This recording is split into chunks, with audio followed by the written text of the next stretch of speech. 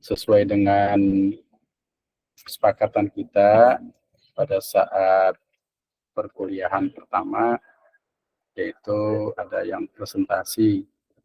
Nah, kalau kita lihat sekarang kelas mana aja yang presentasi, kita lihat ya, yang presentasi untuk kelas ini sekarang itu ya, kemarin kita bahas tentang publikasi ilmiah, etika publikasi ilmiah. Nah, sekarang kita bahas tentang cara menulis artikel ilmiah yang efektif dan menarik. Ya, jadi ini judulnya, di bawah itu ada keterangannya.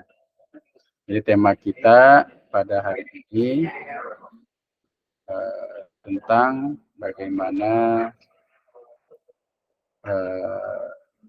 menulis artikel ilmiah yang efektif dan menarik.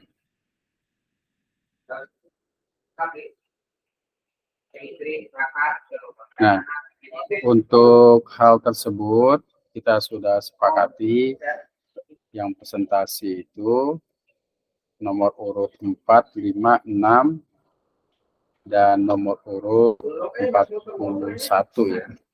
4, 5, 6, dan 41. Kita lihat siapa nomor 4 itu. Nomor 4 berarti Nida Nur Yasin. Ada Nida? Gimana ya? Fitriani, ada Fitriani? Kemudian Rustani 4, 5, 6 ya. Rustani ada? Belum ada. Dan 41 itu Rina Komalasari. Jadi yang presentasi itu adalah Nida Nur Yasin, Fitriani, Rustani, dan 41 Rina Komalasari. Nah, ini yang presentasi sudah hadir atau belum ini? Yang presentasi sudah hadir atau belum? Assalamualaikum Pak Edi. Ya. Punten Pak, untuk kelompok yang presentasi sekarang itu siapa ya Pak? Kemarin yang tadi. Itu bukan kelas ini ya? Bukan Pak, ini semester 7 Pak. Sorry, ya salah pencet ini. Kita Ya Pak. publikasi ilmiah ya, publikasi ilmiah kelompok publikasi 7AB ya. Betul Pak. 7AB. Kemarin kan sudah dibagikan, kemudian diterjemahkan sama rekan-rekannya ya. Yang lain, yang kemarin itu kita ada karena tiga kelas ya. Kelas itu artinya ada kelas, coba sebentar kita lihat dulu ya. 1, 2, 14, dan 37. Ini 1, 2. Kalau yang bawah, nah sekarang yang ini nih, cara menulis artikel yang efektif dan menarik ya. 2, 3, 4, 15, dan 38. Nah, itu siapa ya? 2, 4, 15, 38. Nah, kita lihat dulu nomor urut daftar hadirnya. 2, 3, 4, 15, 38.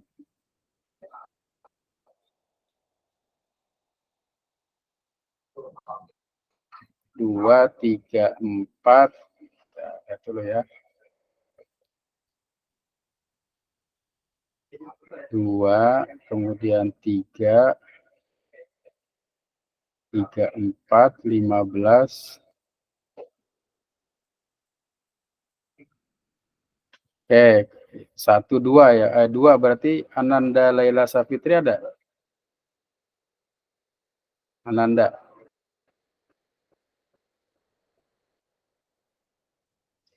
Sepertinya belum hadir, Pak. Ya, coba kalau seandainya ada kemarin yang sudah diberikan itu, bisa dikirim lah. Coba kira-kira siapa yang kemarin sudah dibuat itu hari ini? Kemarin itu untuk kelompok 2, Pak, ada 4 orang. Pertama Nanda Laila, yang kedua Afdal, yang ketiga Eri, dan yang keempat saya Pais Nur Hasanah. Oh, berarti berapa orang itu? 4 orang, Pak. Ya, nanti silakan aja di-upload di forum kelas ya. Sudah, Pak. Udah di-upload di forum kelas. Oke, coba saya cek dulu, kita tayangkan dulu. Di kelas kita ini kelas apa kita ini? Kelas ini ya, 7AB ya kita ya. Betul, Pak. 7AB, kemudian di forum ini belum ada ya? Belum kirim ya? Sudah, Pak. Tadi saya sudah kirim. Ya, itu presentasinya kan? Iya, itu ininya, PPT-nya. Nama kelompok. Nama Coba kelompok. sebentar, coba saya apa namanya biar enak. Kita lihat dulu.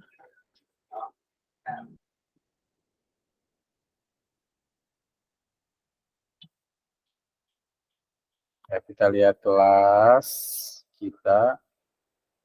Ini kan ya, kelihatan nggak layarnya? Iya, Pak, betul. Nah, kalau kelompoknya yang mana dikirimnya? Kelompok nama-namanya gitu, Pak. Ya, yang dengan nama-namanya itu. Udah dibuat belum? Udah di slide-nya, Pak. Saya tulis di slide. Kalau yang keseluruhan enggak? Enggak. Yang keseluruhan itu di Nah, nanti tolong di-upload ya. Baik, Pak, nanti Di-upload di-share di keseluruhannya. kelas. Maksudnya nanti biar terlihat dengan yang lain tugasnya. Ya, sekarang berarti sudah Baik. siap untuk presentasi ya?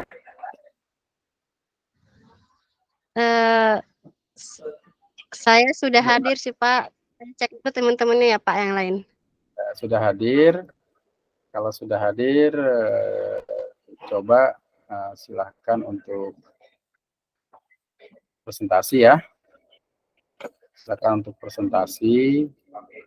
Silahkan aja klik presentasi untuk memberikan sharing informasi terkait dengan publikasi ilmiah. Ya, disilahkan ya. Silakan, Baik, Nur. Pak. Saya cek teman-temannya dulu ya, Pak. Ya, silakan. Ananda Laila, apakah sudah hadir?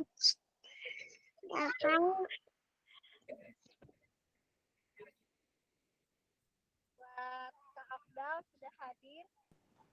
Oh, hadir. Kak Eri.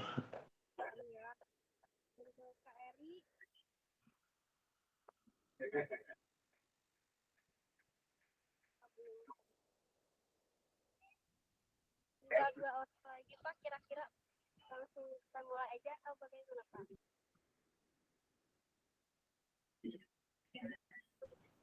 Suaranya kecil ya?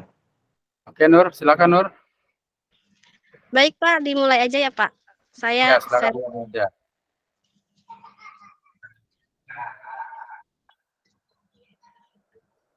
izin untuk membagikan materi ya, Pak. Ya, silakan.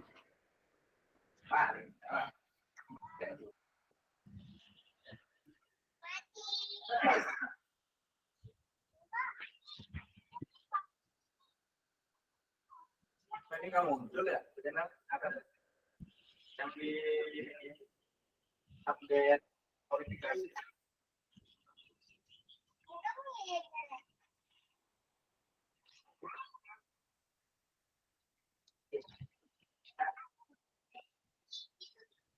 Oke, teman-teman, apakah sudah terlihat?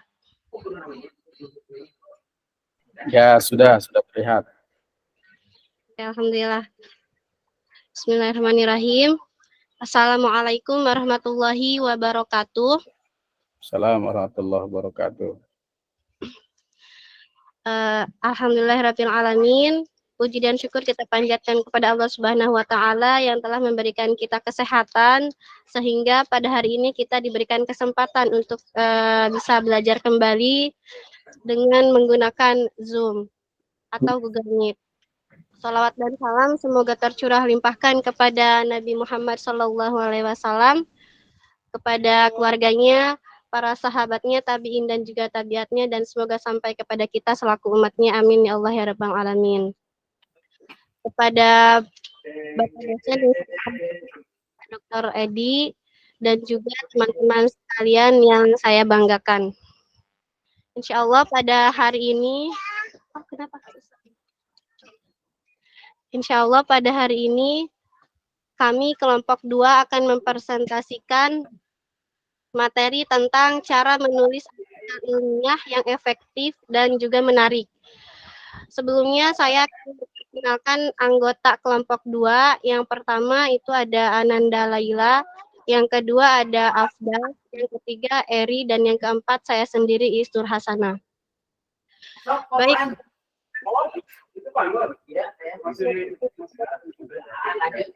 Jadi pertama akan disampaikan oleh Kak Afdal ya Kak.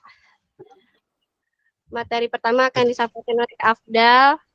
Kemudian nanti akan dilanjutkan oleh saya sendiri. Kepada Kak Afdal dipersilahkan.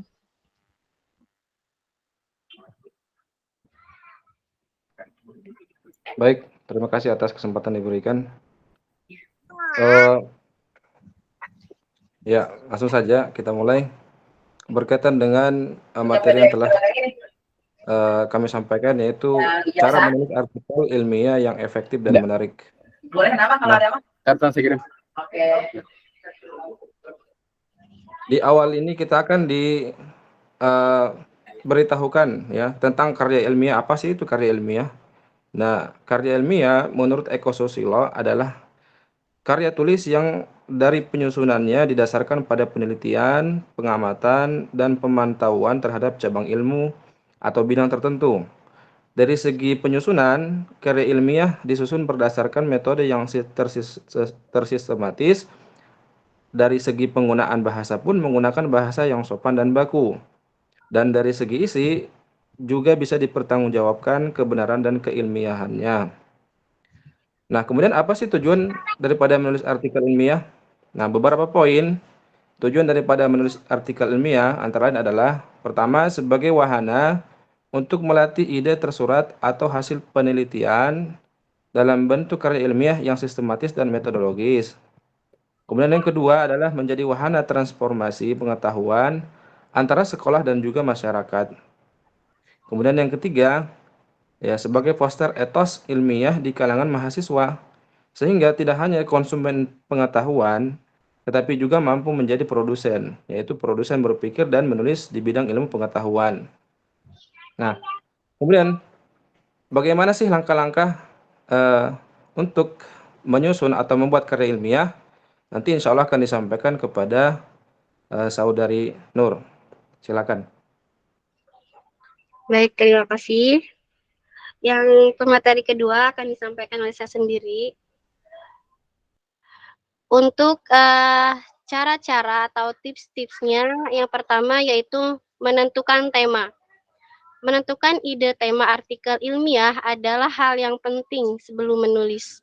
Proses memilih ide ini menjadi penentu keberhasilan penulisan karya ilmiah. Sebaiknya pilihlah tema atau topik yang sesuai dengan minat dan sangat dipahami. Gunakan konsep mapping untuk mengukur seberapa dalam pemahamanmu terhadap tema tersebut.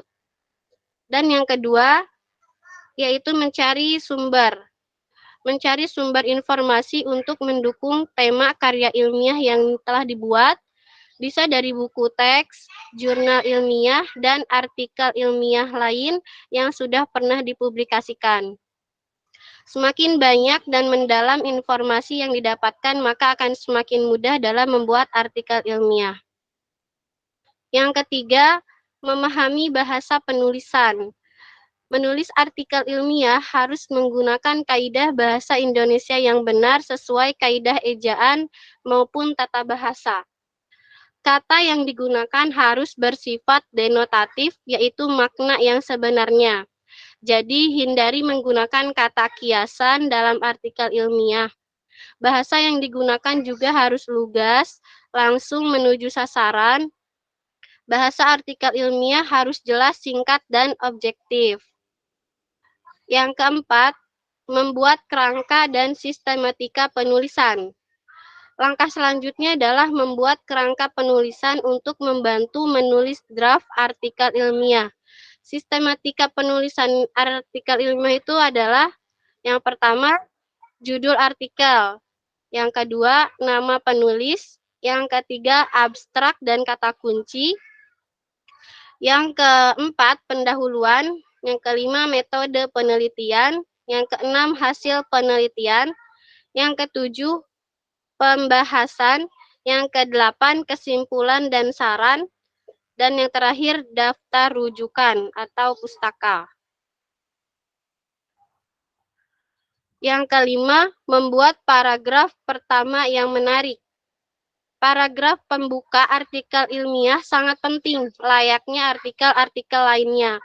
Paragraf pertama ini yang bakal menentukan apakah pembaca tertarik untuk membaca sampai habis atau tidak. Layaknya sebuah toko, paragraf pertama adalah etalase yang biasa dipakai untuk menunjukkan dagangan yang disusun rapi dan terlihat menarik.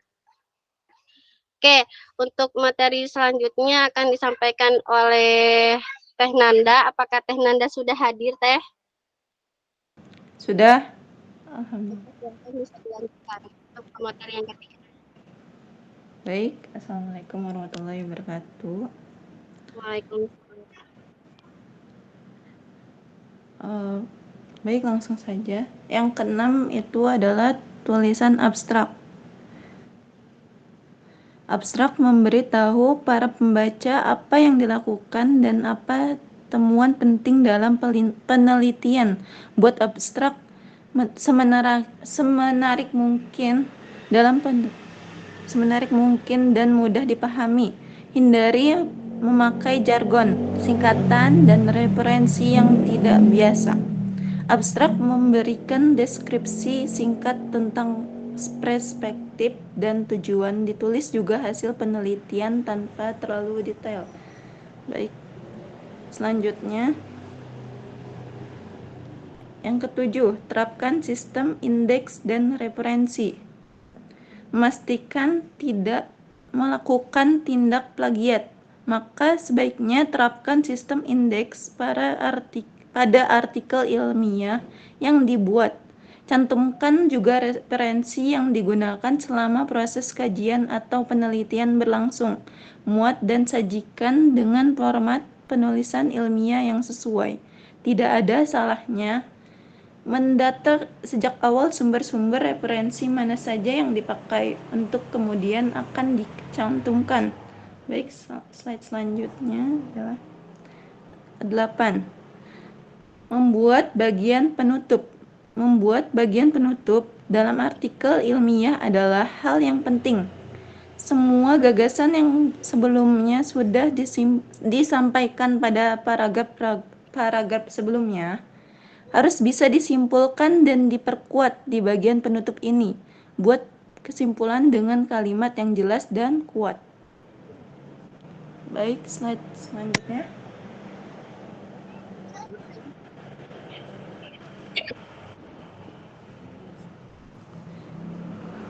Yang ke-9, periksa kembali artikel ilmiah. Baca kembali artikel ilmiah yang sudah dibuat, periksa tanda baca, ejaan, dan pastikan tidak ada typo. Selain itu, periksa juga segala hal yang berhubungan dengan data yang kamu sampaikan di artikel. Jangan sampai ada bias yang bisa menimbulkan kesalahpahaman bagi pembaca. Minta bantuan orang lain untuk membaca artikel ilmiah. Minta pendapat mereka mengenai kekurangan yang mungkin bisa diperbaiki dari tulisan tersebut. Baik, slide selanjutnya. Publikasikan. Setelah semuanya rapi dan lengkap, maka tinggal mempublikasikannya ke media sosial.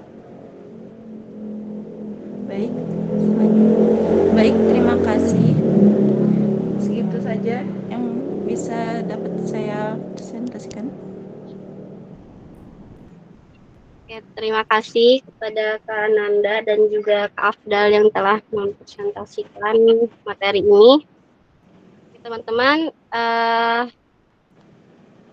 untuk sesi selanjutnya adalah tanya jawab. Silakan kepada teman-teman yang ingin memberikan pertanyaan. Batasi 2 pertanyaan atau 1, Pak? 1 kali Boleh ya. 2 pertanyaan, boleh 2. 2. Ya. Kemudian kepada teman-teman yang ingin bertanya, kami persilahkan.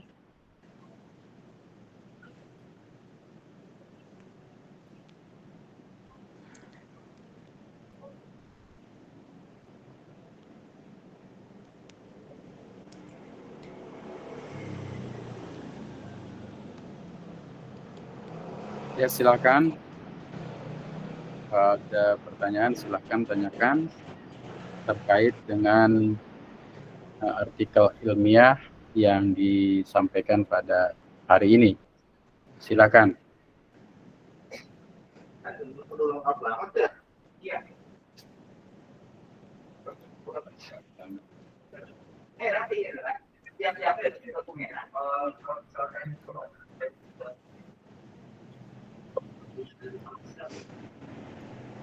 Oke, dari yang lain sudah paham, sudah jelas?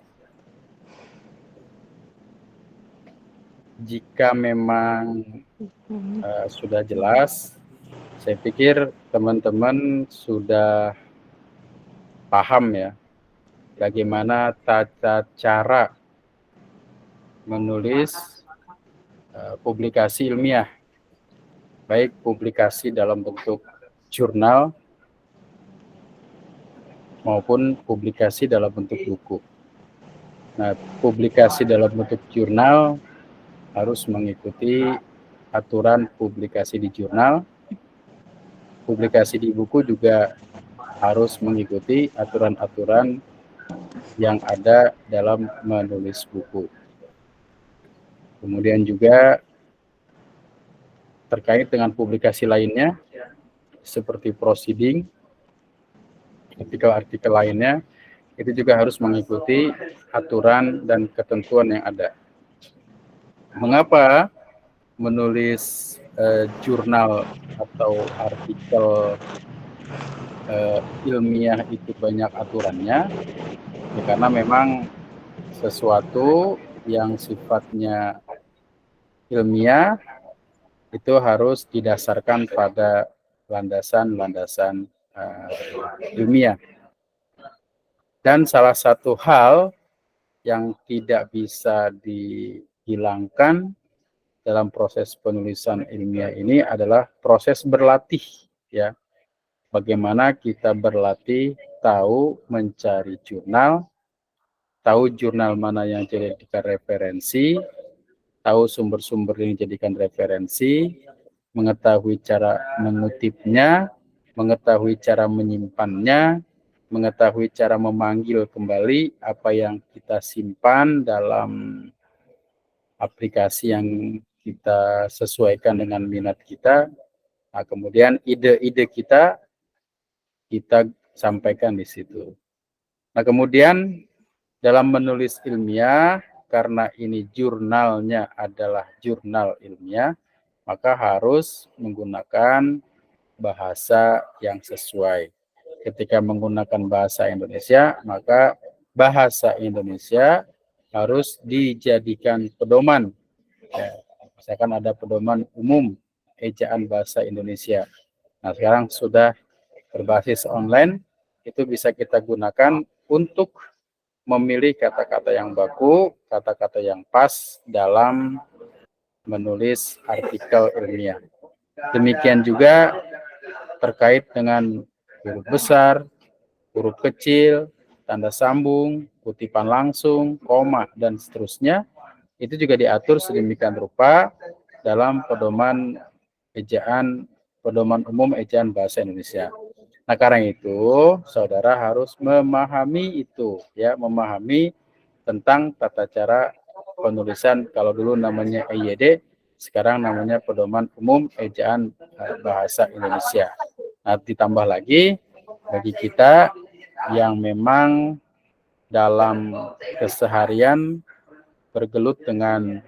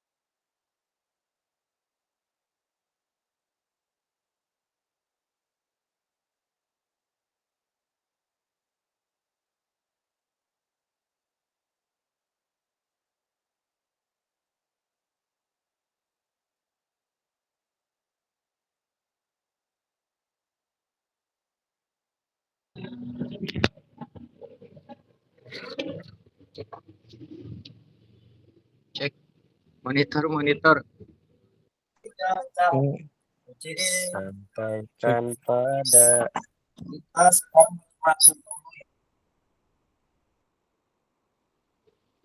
satu. Ini masih berlanjut atau udahan sih? Ada gangguan tadi itu. Tadi. Pada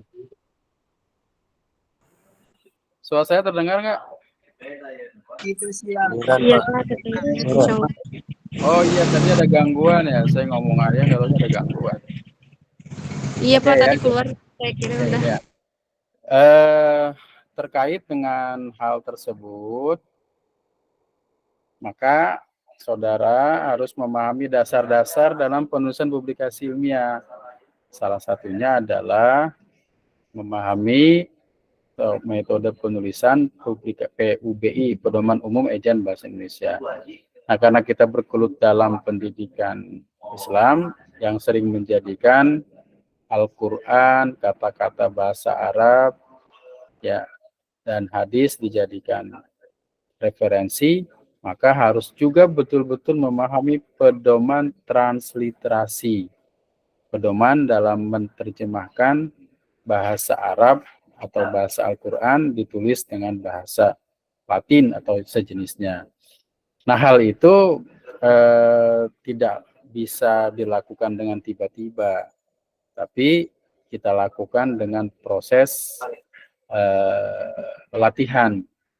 Karena itu ketika kita menulis, ya, tadi sudah disampaikan ya dalam artikel-artikel yang tadi itu, ya, banyak sekali hal-hal yang memang harus dilakukan. tadi sudah disampaikan dalam penulisan itu ada tahapan-tahapannya. Ya, ada tahapan-tahapannya yang tadi sudah disampaikan. Nah, maka saya tambahkan lagi salah satu tahapannya itu ya, adalah ya paling tidak ini berlatih ya. Ini kan banyak sekali nih. Bisa terlihat layarnya ya. Dari tampilan ini ada 10 gitu ya. Ada 10 trik yang harus dilakukan mulai dari menentukan tema, mencari sumber. Nah, termasuk ketika saudara nanti menulis judul artikel, biasanya judul artikel yang dibebankan pada mata kuliah ini sama dengan ketika saudara menulis skripsi. Karena itu dari sekarang, saudara harus sudah menentukan judul skripsi yang baik, ya, yang bisa diterima dengan baik, subjek objeknya jelas, dan judul itu menjadi minat saudara. Jadi kalau saudara tidak minat, itu tidak baik karena memang tidak hobi. Nah, artinya saudara harus melakukan penelitian yang terkait dengan pendidikan agama Islam, penelitian yang sesuai dengan minat. Temanya nanti disesuaikan. Kalau berbeda akan sulit ya. Ini tadi sudah diulas tentang mencari sumber dan seterusnya. Nah, karena itu tinggal sebenarnya dipedomani dan selanjutnya dipahami secara baik dan tidak lebih. Dan selanjutnya adalah berlatih ya, menulis. Berlatih menulis. Nah, berlatihnya tidak manual ya, tetapi menggunakan sistem. Bagaimana cara menulis? Ya sebenarnya pada saat ini informasi-informasi terkait dengan hal tersebut sudah banyak. Sudah ada di Google, di YouTube misalkan. Itu biasanya mengarahkan saudara untuk bisa menulis dengan baik. Nah, mungkin saya hanya menambahkan apa yang tadi dipresentasikan. Nah, selebihnya saya kembalikan kepada Hasanah tadi ya. Kira-kira dipimpin lagi, Nur. Kalau ada yang mau bertanya, disilahkan. Mungkin silakan, Nur. Baik, Pak. Oke, sekali lagi kepada teman-teman, jika ada yang kurang paham mengenai materi ini, silahkan boleh ditanyakan ya. Dibatasi 2 pertanyaan saja. Ya, silakan. Itu ada yang bertanya, Dian tadi ya, silakan. Bu Ya. Din ya. Assalamualaikum. Ya, baik, terima kasih atas kesempatannya untuk bertanya. Di sini di poin kedua, mencari sumber, ya, yaitu jurnal dan sebagainya. Misalkan kita mencari lewat Google, kan suka banyak tuh ngeklik terus keluar gitu, misalkan pengertian apa gitu yang sesuai yang kita cari. Tapi di situ tidak ada nama sumber si penulisnya. Itu bisa nggak ya, Pak? Terima kasih. Ya, Nur, bisa langsung dijawab, Nur. Baik, Pak. Terima kasih Bu Din atas pertanyaannya. Mungkin ini jawaban hanya jawaban singkat dari saya ya Bu ya. Untuk lebih jelasnya nanti akan disampaikan oleh Bapak dosen. Untuk pengetahuan saya, kalau misalkan kita mencari pengetahuan atau sumber-sumber pengetahuan dari Google, itu biasanya ada Bu, ada nama penulisnya. Itu sekalipun itu bentuknya itu blog ya, itu biasanya suka ada, itu bisa mungkin dicantumkan ya Bu di artikel kita gitu Bu Din. Gimana Bu? Udah jelas? Baik, Teh Nur. Baik, Oke, Teh Nur, ya, terima kasih atas Saya jawabannya. coba menambahkan ini pertanyaannya bagus ya. Sebenarnya untuk menjawab pertanyaan ini, ya kita harus berlatih sebenarnya. Ini tidak ada kata lain menurut saya untuk berlatih, karena menulis itu adalah berlatih. Kalau saudara merasa berat untuk menulis, biasanya nanti deskripsi pun akan terasa berat. untuk menulis. Nah, karena itu kalau kita lihat ya, layar saya terlihat tidak? Terlihat, Pak. Ya, walaupun ini masih muter-muter. Ya, jadi referensi itu sangat penting. Referensi itu sangat penting. Maka ketika kita memilih referensi harus ada tata cara, tahapan-tahapan untuk memilih. Kalau sebuah referensi tidak ada penulisnya, tidak ada pengarangnya, atau tidak ada hal-hal lainnya, maka kita bisa mengabaikan itu.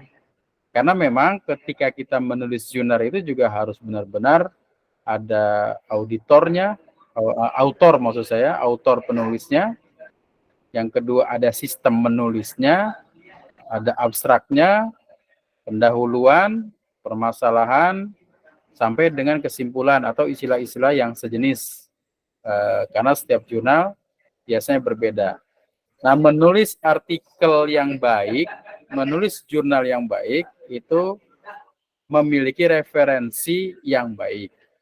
Ada yang menyarankan minimal memiliki referensi 20 ya, 20 referensi.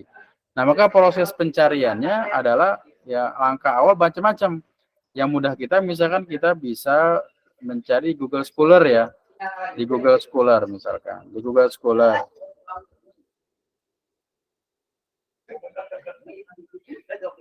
Di Google Scholar kita coba cari, ini contohnya ya. Scholar. Nah, kita misalkan tema harus tahu dulu tema yang ingin saudara bahas itu tentang apa. Misalkan tema tentang kecerdasan. Ya, kita mencari tentang judulnya kecerdasan. Nah, misalkan kecerdasan, kita tulis teori kecerdasan. Ini kita ingin menjadikan referensi tentang teori kecerdasan. Kita klik, kita cari teori kecerdasan. Ini banyak sekali ternyata. Ya, ini kecerdasan anak usia dini, ditinjau dari perspektif teori kecerdasan Howard Gardner. Ya, misalkan dalam jurnal yang sudah termuat ini, ya, ingin kita jadikan referensi.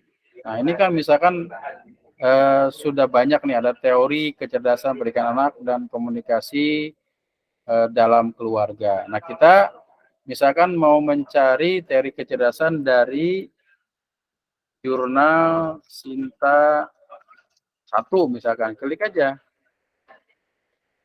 Dari jurnal Sinta 1 ada nggak? Ini dirujuk 9 kali, 6 kali, ketahuan di sini. Ya, coba kita lihat. Ini jurnal Sinta 2 nih ya. Ada jurnal Sinta 2, boleh kita jadikan analisis hierarki kebutuhan Maslow dalam pembelajaran daring anak usia dasar, analisis dan seterusnya. Ini bisa kita, ini ada jurnal Sinta 2 sampai 6. Kita lihat misalkan teori humanistik. Katakanlah kita cek yang ini. Ada teori-teorinya. Nah, jadi kalau kita mau mencari itu, jurnal yang bersinta 2 itu lebih baik daripada jurnal yang bersinta 3. Jurnal yang bersinta 3 itu lebih baik dari jurnal bersinta 4. Jurnal bersinta 4 itu lebih baik daripada jurnal bersinta 5 dan seterusnya. Maka biasanya jurnal yang paling akhir itu adalah Sinta 6 ya, atau Sinta 6. Nah, terus kita cari, maka kalau ada judul-judul terkait dengan teori tersebut, kita utamakan, misalkan bisa mensyaratkan Sinta 2 sampai Sinta 6. Ini kita bisa cek jurnalnya Sinta berapa melalui ini. Nah, ini kelihatannya belum bersinta ini malah. Ya, ada PISSN-nya, ada EISSN-nya, karena dia tidak mencantumkan Sinta berapanya. Oh, ada nih, kita lihat ininya. Nah, ini Sinta berapa jurnal ini? Kita bisa lihat. Nah, kita diarahkan linknya untuk masuk Google Drive. Ya. Nah, makanya saya berharap sih di kelas ini ya kita adakan satu pertemuan untuk, nah ini Sinta 3 ya, ini boleh, ini terkait dengan peringkat 3, berarti jurnal ini boleh dijadikan referensi. Boleh dijadikan referensi, nanti kita klik, kita simpan di dalam perangkat kita, untuk kemudian kita nulis, dijadikan referensi. Bagaimana menjadikan referensinya? Menjadikan referensinya itu banyak langkah-langkah yang harus dilakukan lagi. Nah, karena itu, saudara sekalian, kalau di kelas ini kayaknya nggak cukup. Nah, lebih baik mungkin nanti ketika ada waktu ya, kita tentukan mungkin ada ketua kelasnya gabung semester 7 A, B, dan semester 7C untuk pertemuan secara offline. Kita sama-sama mendownload tentang bagaimana memiliki penyimpanan dalam bentuk Zotero atau Mendeley. Kemudian bagaimana cara mengutipnya sehingga itu dijadikan referensi untuk kita. Nah, di sini ada ketua kelas, ya mungkin nanti bisa merapat ke saya dulu. Nah, kita tentukan, karena kalau online seperti ini, satu-satu nggak akan bisa.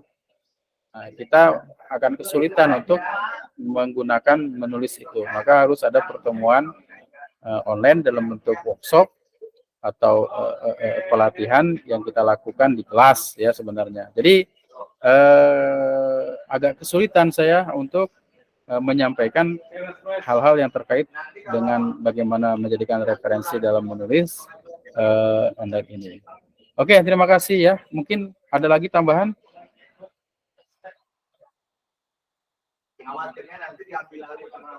Oke ya. Ya, silakan Nur. Oke, teman-teman, ada yang mau ditanyakan kembali terkait materi hari ini? Jika memang tidak ada, mungkin akan Ya. kami kasih hari ini. Ya, kita tutup saja pertemuan kita, tapi nanti pertemuan ini harus ada tindak lanjut ya.